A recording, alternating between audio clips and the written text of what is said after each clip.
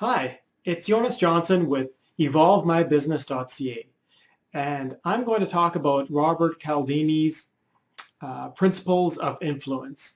Specifically, this video is going to talk about social proof and is one of the best ways that you can demonstrate the validity of your product, service, or the behavior that you want someone to adopt.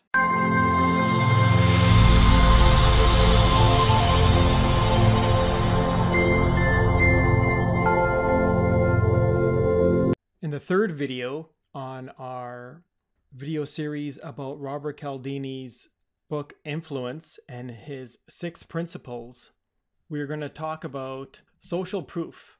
And this is another extremely powerful sense of obligation that someone feels when there has been a significant amount of response from other people.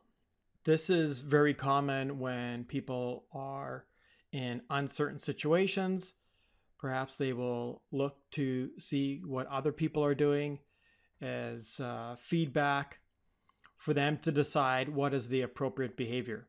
And if you are trying to get someone to change their behavior or buy into your marketing message, it will be far more successful if you can demonstrate social proof.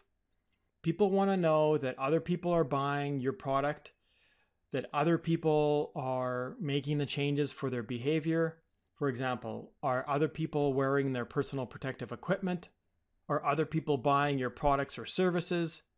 That will demonstrate social proof that other people who are evaluating the purchase or the changes that they're going to be making in their life have validated that it is a good choice, and perhaps it's one that a new person should consider as well.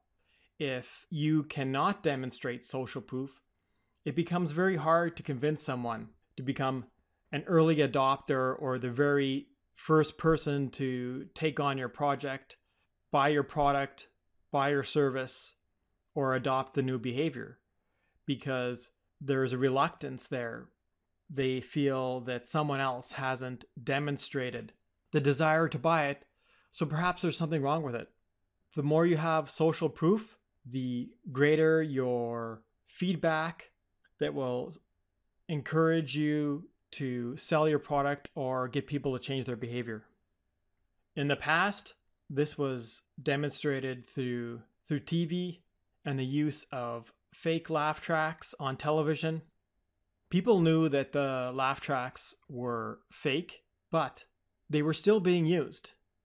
And it was based on the simple fact that the research has shown that even though someone knew that it was a fake laughter, they were a lot more likely to laugh if they could hear someone else laughing. It just reinforced the social proof that if other people were doing it, it was the appropriate behavior for them to do as well. And you're thinking in terms of how you can use this to your advantage.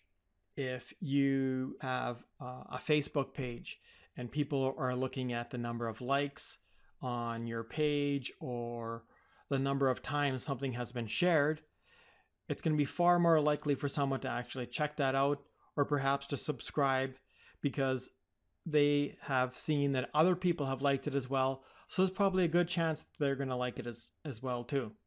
So social proof is an excellent way to demonstrate that you are offering something that other people value, and that should be valued by the person that is currently looking at it right now.